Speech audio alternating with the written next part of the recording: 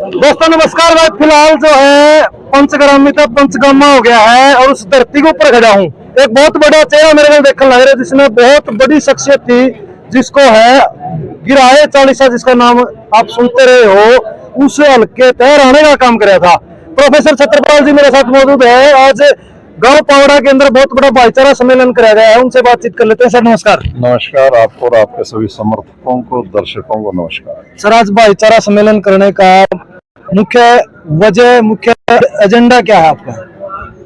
देखो, ये भाईचारा सम्मेलन ही यहाँ के जो हमारे नौजवान थे, सरपंच पंचायतें थी, इन सब का मन ये था कि भाईचारा सम्मेलन होना चाहिए।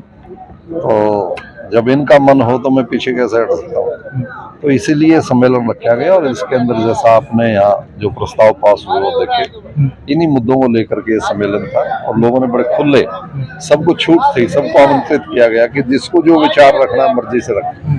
तो सबने अपने विचार रखे और उसके अंदर से जो नशेबंद हुए बात निकल करके आई और जिसके ऊपर पुरजोर ये बात कही गई कि पुरानी जो हमारी सामाजिक राजनीतिक जो लड़ाई थी, जीवन था, वो बहुत सक्षम थी, मजबूत थी। उसको दोबारा से मजबूत और सक्षमता के साथ लड़ा जाए, आगे बढ़ा जाए, वो फैसले यहाँ पे लोगों ने किए। मैंने पूरी जनता का इस बात के लिए आभार किया, धन्यवाद। प्रोफेसर साहब मैं अगर आप तो बात करूं, बीजेपी वाले तो मुख्यमंत्री का जनसंवाद खुला बंद कर दिया। आपने खुले कार्यक्रम की बात करी कि आपने मतलब एक पूरा का पूरा कि कोई आओ, कोई बोलो, कोई शिकायत है, कुछ भी रखो। बीजेपी वाले की नीति है को नहीं। देखो, बात पार्टी की अपनी नीति होती है, भाईचारे की अपनी नीति होती है। ये तो भाईचारे की नीति है। यहाँ कहीं भी आज प्रोफेसर छत्रपाल सिंह के साथ में बीजेपी का लोगो नहीं था, बीजेपी का निशान नहीं था, क्या कुछ और संकेत? भाईचारे का मतलब कोई पार्टी का लोगो नहीं होता। भाईचारे का मतलब तो हमारे पुश्तैनियों का, हमारे देवी देवताओं का जिनका आशीर्वाद रहा है, और वो भाईचारे के लोगों का ही लोगो रहता है उसमें। तो वही सब ये था। गिराया हल्के और बात करूं, एक समय था जब प्रोफेसर छत्रपाल सिंह का नाम था कि मतलब कोई भी काम होता था, एक आम आदमी, आम व्यक्ति आप तक पहुंचता था। लेकिन आज के एमपी की बात करी जाओ, आज के विधायक की बात करी जाओ, हर कोई धरने में बैठे हैं।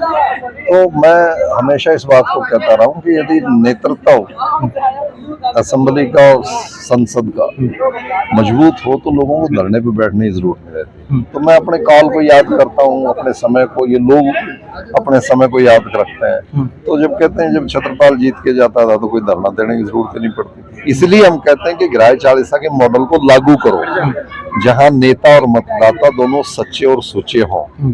तो इसलिए यहाँ से लोगों को सीख लेनी चाहिए, यहाँ से शिक्षा लेनी चाहिए और इस किस्म के फैसले पूरे हरियाणा और देश के अंदर लागू होने चाहिए। तभी जाकर के शहीदों का सम्मान होगा, जिन्होंने अपनी आप की शहादतें दी थी वोट का अधिकार दिलाने के लिए, पार्लियामेंट्री डेमोक्रेसी के लिए।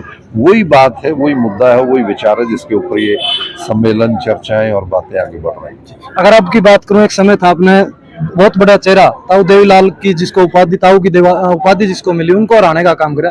लेकिन दो पार्टियां जो है ताऊ देवीलाल की विचारधारा की हरियाणा के अंदर है, क्या प्रोफेसर छत्रपाल उनके सामने टिक पाएंगे? इस तरह के सवाल लोगों के, क्योंकि जहां से प्रोफेसर छत्रपाल आते हैं वो दो पार्टियां प्रोफेसर छत्रपाल के खिलाफ होती है। ये जो विचार है ना, ये किसी भी पॉलिटिकल पार्टी के विचार से बड़ा है और ये विचार गिराए चालीसा के अंदर समाहित है।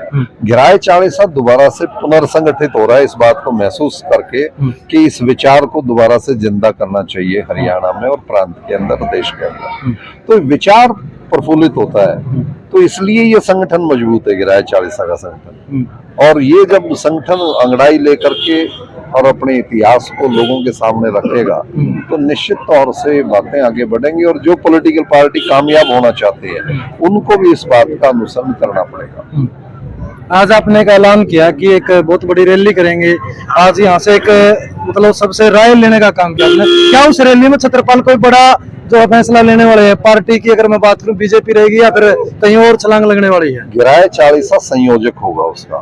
गिराए के 40 गांव उस रैली को स्वयं करेंगे और पूरे हरियाणा के लोगों को, जिला हिसार के लोगों को उसमें आमंत्रित करेंगे और ये तय करेंगे कि भाई लुक एट अस, इनकी तरफ देखो कि हमारे जो फैसले थे, ईमानदारी से वोट डालो और नेता ईमानदारी के साथ लोगों की सेवा करे, यही तो विचार लेकर के जाएंगे। तो इसमें बड़ा नेता क्या हो गई, बड़ी पार्टी क्या हो गई, ये सवाल गौण है, इसका कोई मतलब नहीं है। क्या प्रोफेसर छत्रपाल सिंह का फोकस लोकसभा हिसार? देखो, प्रतिनिधित्व जो हरियाणा के लोग अच्छे 10 सांसद भेज दें, 90 अच्छे विधायक भेज दें, तो आगे आने वाले 5 साल में कोई धरना नहीं होगा, कोई जिंदाबाद मुर्दाबाद नहीं होगी, और लोग विकसित रास्ते की तरफ बढ़ जाएंगे। तो उसी कड़ी के अंदर गिराए चालीसा और आज विशेष तौर से पावड़ा के भाईचारा सम्मेलन में इसी बात की तरफ इशारा था कि दोबारा से संगठित होकर के आगे बढ़ो, और ताकि विधानसभा और संसद के अंदर वही पुराना समय जो हरियाणा विधानसभा में देखने को मिला था, लोकसभा में भी देखने का मिले। Thank you. भाई